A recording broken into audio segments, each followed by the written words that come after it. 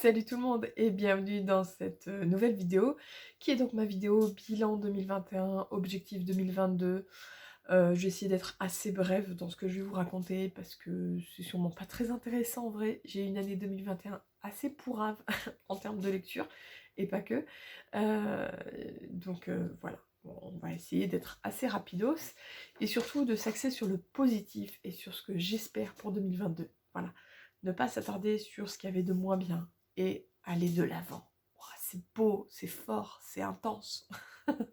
Alors je suis désolée d'avance pour ma tête. Encore ça va, je trouve qu'avec la luminosité et tout ça et tout, ça me donne presque un beau teint et tout, alors que je suis un petit peu enrhumée, vous l'entendrez peut-être, et du coup j'ai un peu les lèvres défoncées, voilà, à force de moucher, tout ça, tout ça. Mais voilà, je suis pas maquillée, je suis pas... Bon, je vais pas m'excuser de ça, hein. Vous savez que moi quand j'ai envie de filmer, maquillée, pas maquillée, je vais pas m'apprêter exprès. Voilà, vous me prenez au naturel. Je me sens un petit peu en meilleure forme hein, aujourd'hui, quand voilà, je sens que je reprends l'habitude de filmer. Les deux vidéos précédentes, je me suis retrouvée assez éteinte en vidéo. Je me suis dit, est-ce que c'est que je vais pas bien? Bah non, pourtant je vais mieux en ce moment. Je crois que c'est juste que j'étais rouillée. Voilà, je crois que c'était juste que j'étais rouillée au niveau des vidéos et bah, il faut le temps de se remettre dans le bain. Donc voilà, là je me sens mieux. Voilà. Donc, j'espère que vous apprécierez aussi. Bref, et si on commençait? Alors, je me suis fait, et oui, tout à fait. Alors, c'est très très rare hein, venant de ma part.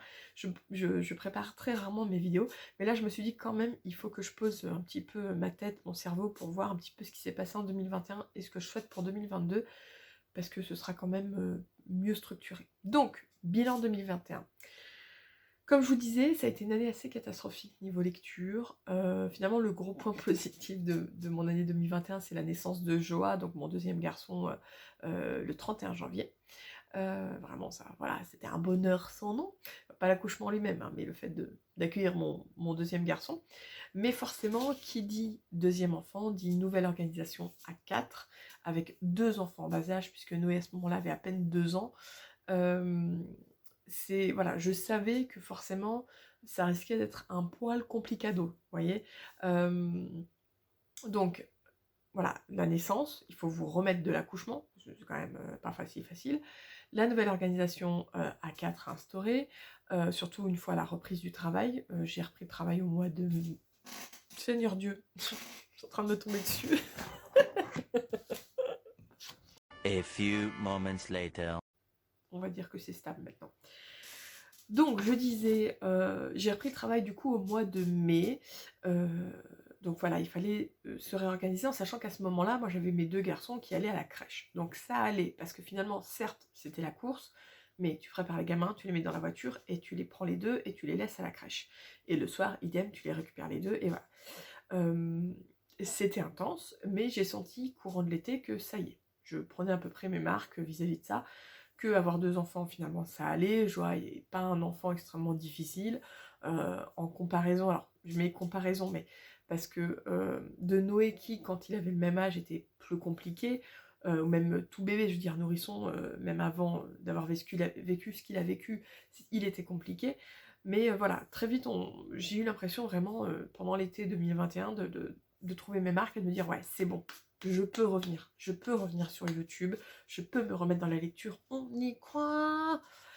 Mais c'était sans compter la rentrée scolaire au mois de septembre, qui a marqué donc la première rentrée scolaire de Noé, voilà, puisque c'est l'année de ses 3 ans, et que maintenant l'école est obligatoire à partir de 3 ans, de l'année des 3 ans. Et donc il est rentré en petite section de maternelle cette année, enfin l'année 2021. Et je pense qu'on avait un peu fantasmé le truc, hein. Il faut savoir que Noé, il a quand même des difficultés liées à ce qu'il a vécu. J'en parlerai pas ici parce que c'est absolument pas le sujet, donc si vous n'êtes pas au courant, peut-être que voilà, posez-moi la question en commentaire et je vous dirai brièvement ce qui s'est passé, très brièvement, parce que c'est plus forcément un truc sur lequel j'ai envie de beaucoup parler. Mais voilà, il a des difficultés, ça on le savait, mais on pensait que vraiment au niveau de l'école, ça matcherait quand même. Et en fait, ces difficultés finalement sont exacerbées au niveau de l'école, pas parce que ça se passe pas bien, mais parce qu'en fait, ça lui demande beaucoup d'énergie et ça l'épuise énormément, et que comme moi je bossais, je le posais à la garderie le matin, donc quand même assez tôt, et finalement bah, il jouait jusqu'à 9 h, l'heure où ils vont à l'école, et à 9 h, et bah du coup il était quasiment déjà bien fatigué quoi. Donc ce qui faisait que du coup la matinée d'école était compliquée, donc on s'est posé beaucoup de questions à ce moment-là, on a mis en place des choses, notamment un dossier MDPH pour une demande alors d'AESH, on dit plus AVS mais on dit AESH, pour pouvoir aider Noé, donc pour le moment voilà, le dossier est en cours, tout ça, tout ça.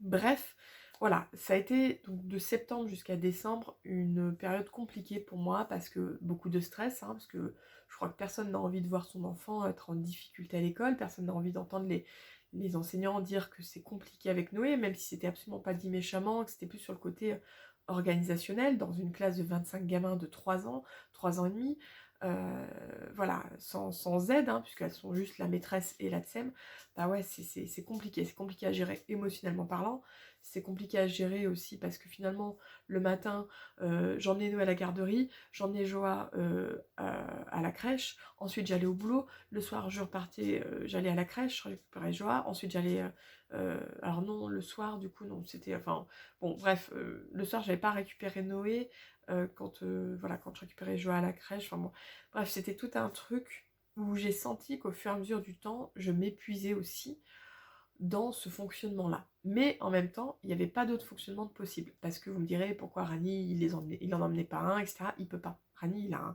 un véhicule du boulot, il peut revenir avec à la maison, mais d'un point de vue assurance, il peut pas mettre de siège auto dedans. En plus, c'est un gros camion, quoi. Il est dans le bâtiment, Rani, donc voilà.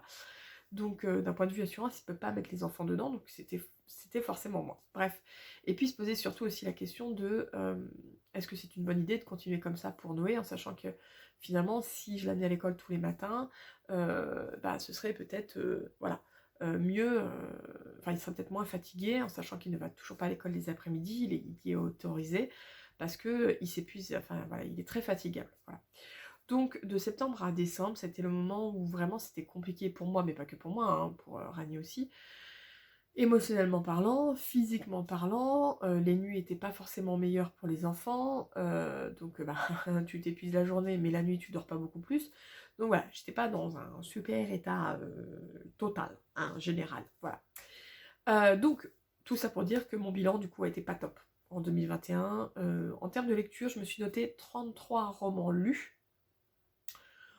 Ça pique quand même, hein, ça pique. Hein. Alors j'ai mis 33, ça se trouve j'en avais 34 ou 35, parce que ça se trouve j'en ai loupé un ou deux quand je les ai notés, vu que j'étais tellement pas là-dedans que voilà. Mais en tout cas, il n'y en a pas eu 40, ça c'est certain.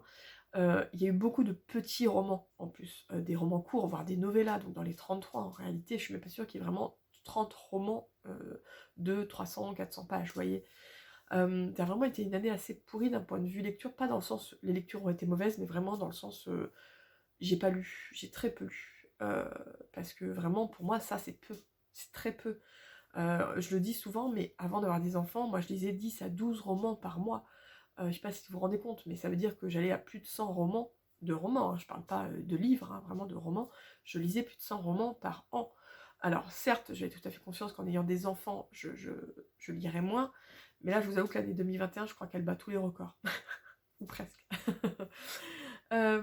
Bon, voilà, c'est comme ça. Dans mes lectures préférées, parce que je pense pas vous faire un top 10, hein, parce qu'un top 10 sur 30 bouquins, c'est assez risible quand même, hein, voilà. Mais mes lectures préférées de l'année, comme ça, je peux vous le dire, il y a eu Steam Sellers de tome 1 qui a gagné le PLIB 2021. C'était d'ailleurs mon gagnant personnel, mais voilà, j'ai voté pour lui et j'étais ravie que Ellie gagne.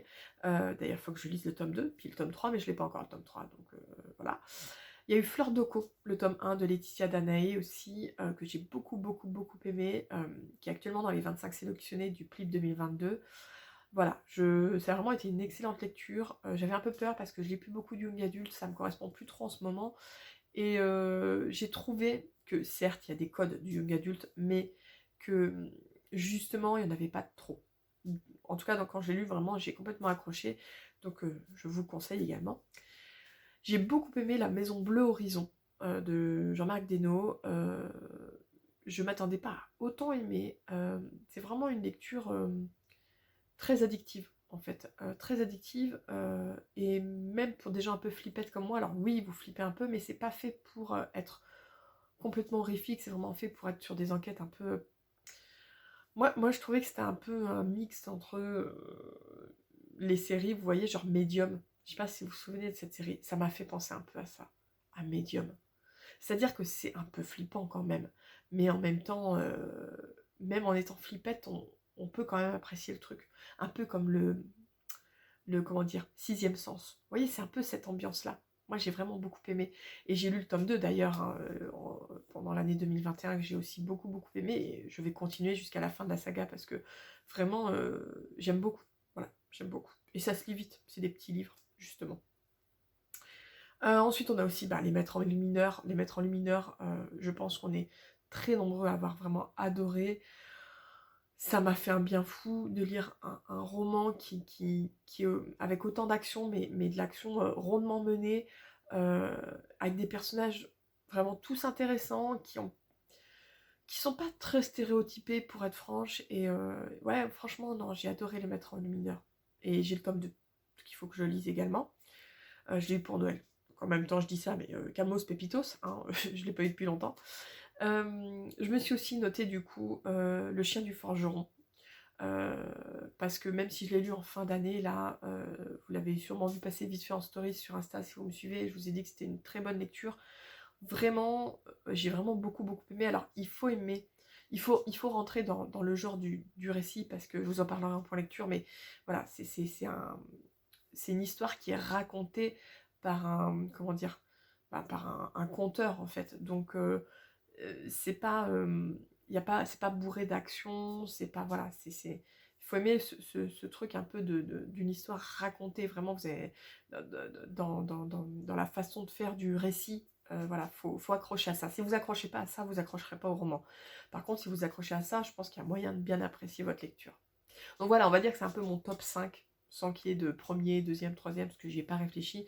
C'est vraiment plutôt des tomes 1 d'ailleurs, qu'il faut que je continue, mais bon. Steam Sailors, voilà, on est sur vraiment un roman d'aventure, un peu à la Pirate des Caraïbes, que j'ai beaucoup aimé. Fleur d'Oko, on est sur un roman de fantasy, comment dire... avec une culture africaine, que j'ai aussi énormément aimé. La Maison Bleu Horizon, on est sur de l'enquête paranormale, médiumnique, un peu, tout ça et tout, mais en mode un petit poil de flippette quand même. Hein, genre... Le premier tome, c'est sur une maison hantée. Voilà, c'est une maison hantée, donc ça donne le truc. Hein. Voilà. Les Maîtres en lumineur, on est sur de la fantasy, je dirais. Je crois pas que ce soit de la SF. Pour moi, c'est plutôt de la fantasy.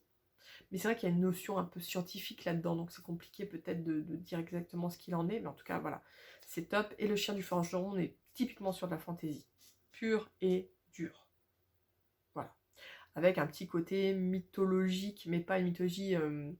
Enfin, je sais pas, d'ailleurs, je vais pas regarder si les dieux dont parle l'auteur dans le roman... Punaise. Oui, de la fantaisie, je vous disais, oui, voilà. Je ne sais pas si les dieux dont parle l'auteur existent réellement. Voilà. Enfin, existe dans une mythologie existante chez nous. Enfin, chez nous. C'est pas français ce que je raconte. On est d'accord, c'est pas français. Bref, vous avez compris l'idée, j'espère. Sinon, d'un point de vue pile à lire, j'ai fini l'année avec 61 romans dans ma pile à lire, en sachant donc qu'il y en a 9 qui se sont rajoutés à Noël, donc c'est quand même assez conséquent. Ça veut dire qu'en gros, avant Noël, j'étais quand même à 52. J'ai eu une pile à lire assez stable d'une 50aine de romans, parce que j'avais fait beaucoup on va dire de ménage dedans, justement parce que en ayant peu lu ces dernières années, il y a des livres qui se sont accumulés, et beaucoup de jeunesse au young adulte voilà, qui n'étaient plus trop ce que je voulais lire, donc j'avais fait beaucoup de ménage, et du coup voilà, là on est à 61. Je me dis que si je repars dans un bon rythme de lecture, il y a moyen, en tout cas sans dire de la vider entièrement, parce que voilà, il y a moyen de réussir à la faire baisser. Et puis la reprise des salons, comme pour beaucoup de monde, il y en a qui ont repris les salons. Moi aussi, alors j'en ai fait qu'un seul, j'ai fait les Imaginales au mois d'octobre, mais ça m'a fait du bien, même si c'était un format différent d'habitude, ça m'a fait du bien, et j'ai très hâte de pouvoir les refaire au mois de mai dans le format qu'on connaît. On va croiser les doigts en tout cas, pour que ça puisse se faire tel qu'on... Voilà, ça puisse se faire tout court, déjà, et que ça puisse se faire tel qu'on a pu connaître, parce que je trouvais quand même que, même si les organisateurs ont su s'adapter au mois d'octobre, ça manquait de la magie des Imaginales telles qu'on les connaît au mois de mai. Voilà. Mais ça va venir, ça reviendra un jour. On croise les doigts pour 2022. Et on passe à mes objectifs 2022. Alors, j'en ai plein, je tiens à vous prévenir, parce que je suis extrêmement motivée, hein, et que je me dis que là, je vois que je reprends la lecture. Je ne vais pas vous faire croire que je lis 15 millions de romans par mois, mais je me dis, il y a moyen quand même que j'y arrive. Donc, premier objectif, l'objectif pour baisser ma pile à lire, parce que vous allez vous dire, ouais, 60 romans, ça va, on est d'accord. Même 50, ça va, mais en réalité, j'ai vraiment envie de baisser ma pile à lire, en fait, bah là, pour cette année 2022, à une trentaine de romans. Pourquoi? Parce que, à terme, j'aimerais arriver à une pile à lire assez courte. Je veux pas n'avoir aucune pile à lire, parce que j'aime avoir quand même un petit peu de choix. Mais disons qu'avoir une quinzaine, une vingtaine de romans, ça m'irait bien, parce qu'à la fois j'aurais un petit peu de choix, et en même temps ça me permettrait que à chaque fois que j'achète un bouquin, je le lise immédiatement sans qu'il aille s'encrouter dans ma pile à lire pendant potentiellement des années. Donc j'aimerais vraiment arriver à ce truc-là de faire baisser ma pile à lire à une trentaine de romans, donc autrement dit à 50%, puisque là actuellement je suis à 61, donc on va dire à baisser ma pile à lire à environ 50%. C'est faisable, c'est faisable. J'ai lu 30 romans, comment dire, en 2021. Là, si on dit que j'aurai un meilleur rythme de lecture, je vais certainement en lire plus. J'ai un objectif, je me suis mis un objectif de 50 romans pour cette année 2022, en espérant encore plus, mais déjà 50, ce sera pas mal. Donc ça voudrait dire qu'en gros, allez, 50 romans lus, c'est quasiment, même si on dit, ouais, même si je faisais baisser de 25 romans ma pile à lire, vous voyez, actuellement, pour être, allez, on va dire à 35-36, ça voudrait dire du coup que un livre sur deux, il faut que ce soit un livre de ma pile à lire et un autre acheté, reçu, etc. Vous voyez, je sais pas si c'est bien français ce que je vous raconte, mais en gros c'est ça, et je me dis qu'un livre sur deux, c'est faisable, si j'achète pas trop, et voilà, tout ça. Mais on va essayer justement de se contenir sur les achats, et parce que je sais très bien comment je suis, plus je lis, plus j'ai envie d'acheter et d'avoir des livres, et moins je lis, moins j'ai envie. Alors c'est bien, parce que ça veut dire que quand je lis pas beaucoup, j'ai quand même pas une pile à lire monstrueuse, mais ça veut dire que plus je lis, plus... Enfin, ma pile à lire, en tout cas, elle baisse pas, quoi, et c'est dommage. Là, vraiment, j'aimerais au moins être une trentaine de bouquins dans ma pile à lire, ouais. Si c'est 35, c'est 35, je veux dire, voilà, mais en tout cas, entre 30 et 40. Et pourquoi pas encore en moins. Mais en tout cas, je me dis, voilà, c'est possible. Ça voudrait dire vraiment qu'un livre sur deux, je lis un livre de ma palle, et l'autre où ça peut être un livre qu'on m'a offert, un livre en SP, ou un livre acheté, enfin voilà, tout ça. On y croit. Oui, je vais faire beaucoup ça tout le long de la vidéo, parce que vraiment, je croise les doigts pour y arriver. Et donc, comme je vous disais, mon objectif de lecture, c'est 50 romans cette année. J'en ai lu environ 33, 34, 35 là en 2021, sachant que j'ai eu une année pourrie de lecture. Je me dis 50, c'est en gros une quinzaine de plus. Ça me paraît faisable. Ça veut dire, allez, à tout péter, un livre de plus par mois. Je pense que c'est faisable. C'est même sûrement faisable de faire plus, mais on va y aller doucement, et on va dire 50. Et si j'arrive à faire plus, mais on sort le champagne. Ok. Voilà, je me suis aussi notée de continuer les achats maîtrisés, c'est-à-dire de ne pas m'emporter sur les achats. Il y a des fois, on voit des nouveautés, on se dit « Oh, il me le faut !» et puis finalement, on ne le lit pas immédiatement, et c'est bête, parce que du coup, en fait, ça n'a aucun intérêt d'aller vite l'acheter, alors que finalement, tu le lis 3 mois ou 6 mois après. Donc j'aurais vraiment essayé, voilà, d'avoir des achats maîtrisés, de me dire que les livres que j'achète, j'essaie de les lire tout de suite, voilà, tout simplement, pour éviter aussi, voilà, comme je vous disais, qu'ils s'accumulent dans ma pile à lire. Vraiment, je veux essayer de mettre ça en place, et voilà, pour que justement ceux qui sont dans ma pile à lire, ils restent pas aussi non plus, ils restent pas non plus. Et justement pour que ceux qui sont encore, et justement pour que ceux qui sont dans ma pile à lire ne restent pas non plus encore plus longtemps. voyez ce que je veux dire? Continuer mon virage SFFF adulte. Donc ça veut dire que voilà, on voit bien que j'ai viré de bord. Non, mais vraiment, c'est vrai, hein, pour ceux qui me suivent depuis longtemps, je lisais beaucoup de young adult, voire même de jeunesse, donc de middle grade, toujours assez SFFF quand même, hein, ça m'est arrivé de lire un petit peu de contemporain, mais, et même de romance, mais finalement c'est à la marge. Et ça, je vais continuer à en lire un petit peu à la marge. Mais c'est pas du tout ce que je préfère. En tout cas, c'est pas mon style de lecture préféré. Mais vraiment, je me rends compte que, enfin, je me suis rendu compte à un moment donné que je me retrouvais plus dans la lecture young adulte et middle grade, ce qui ne veut pas dire que je n'en lirai plus du tout, hein, parce que vous avez pu voir dans mon dernier book haul qu'il y avait Nevermore, qui est du middle grade, clairement. Je veux dire, il y a d'autres romans dont je vous ai parlé dans mes romans que j'ai beaucoup aimés, comme Fleur de Go, qui est quand même considéré plus ou moins comme un young adulte, en tout cas comme un tout public, enfin voilà. Je vais en lire, mais j'en lirai beaucoup moins, et je vois bien que là, ces derniers temps, je lis surtout des romans adultes, et que ça me plaît énormément. Je m'y retrouve complètement. Donc vraiment, j'ai envie de continuer, en fait, dans cette voie-là, et je m'y plais beaucoup. Donc voilà. Toujours mon souhait de continuer à lire beaucoup d'auteurs ou d'autrices francophones, mais avec le PLIB, de toute façon, voilà, je lis forcément pas mal d'auteurs et d'autrices francophones. Avec les salons, notamment aux Imaginales, bah, pareil. Ce qui m'empêche pas de lire des auteurs traduits, mais c'est vrai que il y a du très bon quand même dans nos auteurs et nos autrices francophones. Donc j'ai envie de continuer. Voilà, j'ai vraiment envie de les mettre en avant, donc vous en aurez encore pas mal sur la chaîne. Continuer les salons, hein, ça c'est une certitude, en tout cas si on peut le faire avec le Covid cette année. Enfin, je veux dire, c'est toujours l'incertitude, hein, pour le moment. Le Covid, c'est un peu ce qui nous met le doute vis-à-vis notamment des salons. Mais c'est vrai que j'ai vraiment envie d'en faire. Je vais pas vous dire que je vais en faire 15, mais déjà rien que les Imaginales au mois de mai, ça c'est vraiment un souhait. Et puis ensuite, je sais pas si j'en ferai d'autres sur la première moitié de l'année, ça dépendra de ce qu'il y a, puis de à quel point c'est loin ou pas de chez moi. Mais sinon, sur la deuxième moitié de l'année, voilà, peut-être pourquoi pas refaire Montreuil, parce que j'ai pas refait depuis décembre 2019, du coup. Euh, Même si, comme je vous disais, je lis plus autant de jeunesse et de young adulte, Montreuil, voilà, Montreuil c'est toujours une ambiance très sympa, et voilà, vraiment, Montreuil, j'aime bien, j'aime bien. Peut-être pas le faire tous les ans, mais en tout cas, tous les 2 ans, j'aime beaucoup.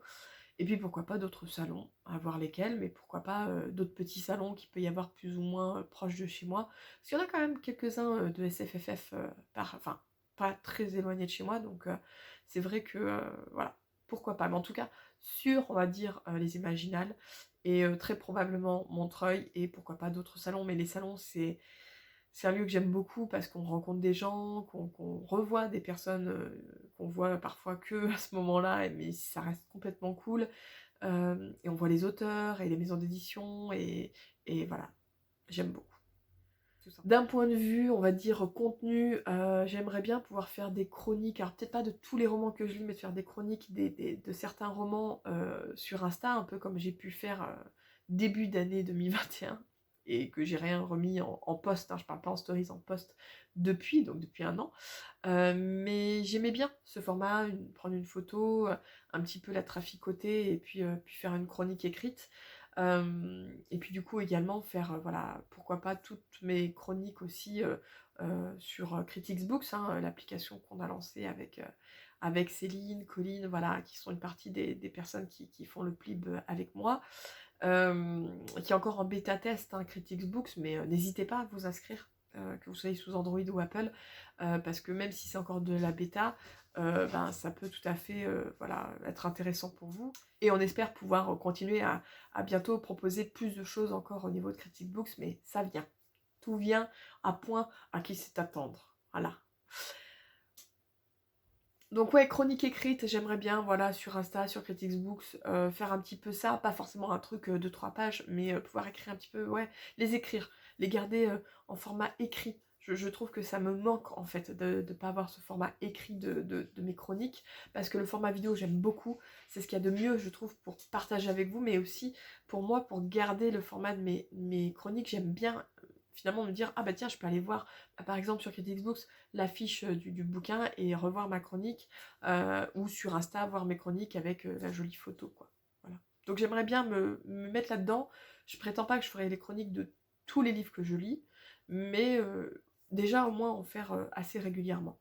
Et puis au niveau de YouTube, j'ai vraiment bon espoir de pouvoir vous faire des vidéos assez régulièrement. Au moins une fois par semaine, j'aimerais bien. 2 fois, je trouve que c'est encore mieux. Mais comme là, pour le moment, j'arrive à vous en faire 2 fois par semaine. On va pas trop s'avancer parce que ça fait la 3e vidéo que je vous remets, mais voilà. Mais 2 fois par semaine, ce serait le top. Une fois, ce serait vraiment, entre guillemets, le minimum que j'aimerais faire. Je trouve que c'est faisable dans la mesure où, en fait, parce que ça, je crois que je vous l'ai pas dit en début de vidéo, mais je me suis arrêtée de travailler pour le moment. C'est-à-dire que c'est un dispositif assez particulier, mais mon contrat est suspendu pendant, pour le moment, jusqu'au 30 juin 2022, pour pouvoir m'occuper plus de Noé, notamment, donc mon fils aîné qui a ses difficultés. Donc, ça veut pas dire que je fais rien, parce que je cours quand même toujours beaucoup, entre l'école, les rendez-vous de Noé, m'occuper de mon deuxième qui n'est plus à la crèche, du coup, voilà, qui est tout le temps avec moi. Mais c'est une organisation quand même plus sereine pour moi, et donc du coup qui me permet plus facilement de filmer des vidéos, de lire, et même si je prétends pas que j'arriverai au rythme que je pouvais avoir de lecture et de vidéos d'avant avoir des enfants, j'ai quand même encore une fois bon espoir de reprendre quelque chose de régulier et qui me plaise, parce que c'est quelque chose qui me manque. C'est pas genre, je me sens pas obligée, c'est un manque, vraiment. J'aime partager avec vous et ça me manque de pas pouvoir le faire comme j'aimerais le faire et comme j'ai pu le faire pendant des années en fait. Donc voilà, tenir la chaîne YouTube au moins jusqu'au 30 juin. Parce qu'après, peut-être que je vais renouveler, peut-être pas, ça va dépendre de plein de choses. Mais en tout cas, jusqu'au 30 juin, pouvoir vraiment se dire, allez, je fais au moins une vidéo par semaine, voire 2 vidéos par semaine, c'est faisable, c'est possible, je le fais là. Et puis après, on verra bien, on avisera. Mais au moins sur la première moitié de l'année. Voilà. Ça, ce serait vraiment cool parce que YouTube, même si j'ai beau avoir testé plein de formats, il n'y a rien qui me convient aussi bien que YouTube. En tout cas, voilà, que faire des vidéos. J'ai rien trouvé qui me plaise autant et où je peux le plus m'exprimer, parce que vous voyez que je suis une grande bavarde et que je digresse énormément. L'écrit, j'aime bien. Je trouve que c'est concis de faire une chronique écrite, parce que moi je fais pas des grosses chroniques écrites. Je trouve ça aussi cool de pouvoir me dire, je peux avoir accès à toutes mes chroniques une par une, donc dire ah bah tiens, ce livre-là, je vais aller voir, etc. Sur YouTube, c'est pas qu'on peut pas le faire, mais c'est voilà, souvent, moi je fais des vidéos point lecture, donc il y a toujours au moins 5 romans dans une vidéo point lecture, donc c'est vrai que c'est pas la même façon de pouvoir retourner, voilà, voir la chronique, etc. Mais la chronique écrite, elle est pas suffisante pour moi pour kiffer en fait, vous voyez, genre j'ai besoin vraiment de pouvoir m'exprimer oralement devant vous, voilà. Voilà un petit peu pour mes objectifs 2022. Comme vous l'aurez remarqué, cette vidéo est assez brouillon, hein. J'ai beau avoir préparé mon papier, au final, comme toujours, Pauline, c'est en mode je digresse. Voilà, je digresse, qu'est-ce que je vous dis, je pars un peu par-ci, par-là. J'espère quand même que ça n'aura pas été désagréable pour vous, hein, voilà. Et puis pour vous dire un petit peu où j'en suis actuellement, parce qu'au moment où je vous filme, on est le 8 janvier. Il s'est passé une semaine depuis le début de l'année, mais j'ai quand même fini un roman. Déjà, c'est pour ça que je suis motivée. J'ai fini un roman qui était pour moi voilà, j'ai adoré. Je peux vous le dire, c'est After Air. Je sais pas si on le dit, mais en tout cas c'est After de Oriane Velten chez Mnemos. Vraiment, j'ai adoré, donc ça m'a fait du bien de commencer l'année avec un bouquin que j'ai adoré. Et là, je suis en train de lire Ouijigo, du coup, voilà, que je vous avais présenté comme étant la lecture du mois. Je suis en train de le lire, voilà. Et pour le moment, j'en suis au début. J'ai lu une 50aine de pages, donc je m'avance pas trop, mais pour le moment, ça se lit bien. Mais ayant déjà lu du Estelle Faye, je doutais pas du fait que ça se lirait bien d'un point de vue du style. J'adhère à la façon dont elle écrit. Maintenant, à voir si l'histoire me plaît. Et les personnages. Parce que vous savez que moi, l'histoire, elle peut être complètement bancale et pourrie, et ce que vous voulez. Si les personnages, je les kiffe, je vais kiffer le bouquin. Voilà. Tout simplement. Moi, je fonctionne comme ça. En tout cas, je trouve beaucoup plus facilement l'énergie de lire. C'est pas une question de temps, parce que finalement, est-ce que j'ai plus le temps? Sûrement un petit peu, mais pas forcément beaucoup plus. C'est surtout une question d'énergie, je sens que je suis plus sereine. Alors ça fait que peut-être 2 semaines hein, que j'ai arrêté de bosser, mais des fois il en faut pas plus. Alors ça fait 3 semaines, parce que j'ai eu une semaine de congé payé, donc on va dire que ça fait 3 semaines. Mais des fois il en faut pas plus. Donc voilà, je suis sereine dans ma décision, sereine pour le moment. Alors voilà, je suis sereine pas à 100%, je suis quand même une anxieuse, hein, mais, et que c'est pas une situation facile d'un point de vue personnel. Mais en tout cas, je prends déjà assez rapidement mes marques en tant que daronne à plein temps. Voilà, entre l'école, les rendez-vous médicaux, paramédicaux de Noé, euh, s'occuper de la maison, des chiens, tout ça, tout ça. Euh, je commence à prendre mes marques et j'arrive à vous filmer ces vidéos, à les monter, à les poster en temps et en heure, à lire toujours, enfin à toujours lire un petit peu à côté, à m'occuper des challenges du PLIB, bah ouais, parce que l'objectif aussi en 2022 c'est de continuer voilà, à s'occuper du PLIB et puis aussi travailler, même si vous ne le verrez pas, mais à travailler sur Critics Books et nos projets avec Céline. Donc voilà, je suis assez motivée et j'espère que cette année voilà, sera une bonne année, que ce soit au niveau des lectures, mais aussi au niveau perso, et ça, on verra bien, voilà. Je veux pas trop anticiper non plus, parce que le Covid est là, hein, on l'oublie pas, coucou, voilà. Moi je l'ai jamais eu, je suis vaccinée par choix, mais voilà, on voit bien qu'en ce moment ça pue un peu du cul quand même sur le nombre de cas, hein, mais bon, que voulez-vous, on va voir comment ça se déroule tout ça. On va juste espérer on va juste espérer en fait qu'on puisse à peu près faire une vie sympa pendant cette année 2022 et voilà, et pas avoir de soucis de santé et puis ben de pas être trop restreint dans ce qu'on peut faire. Voilà. Le tout c'est un programme. Donc voilà, donc on va juste espérer que cette année 2022 se passe bien, que j'ai pas l'impression d'avoir fait des objectifs de fou malade. Voilà, en gros, baisser ma palle à 30, 35, allez, 40 bouquins, bon, c'est la faire baisser que d'une vingtaine, 20, 25 bouquins au final. Lire 50 romans, sachant que j'en avais lu 33, 34, bon, c'est pas forcément complètement déconnant dans la mesure où, voilà, où je suis carrément capable de lire 50 bouquins, que j'aurai sûrement un petit peu plus de temps. Enfin voilà, je me dis que je me suis pas mis des objectifs inatteignables, j'y suis allée mollo, mais c'est des objectifs qui me motivent, donc je trouve que c'est le principal. Voilà. Sur ce, écoutez, je pense que cette vidéo aura été finalement bien assez longue. Ça va piquer au montage et ça va piquer au moment de la mettre sur YouTube. Voilà, mais bon, je vais pas la refaire, je vais pas la retourner. Je l'avais tournée une première fois en me disant oh là là, mais je suis trop bavarde, faut pas qu'elle fasse autant de temps. Et en fait, ça reste une vidéo blabla, la vidéo bilan et objectif, ça reste une vidéo blabla. On fait le point, on discute et ouais, c'est pas anormal, en tout cas chez moi, que la vidéo fasse 30 minutes. Donc voilà, effectivement, ce sera une grosse vidéo qui plaira, enfin qui intéressera pas tout le monde, mais peu importe, j'ai envie de vous dire.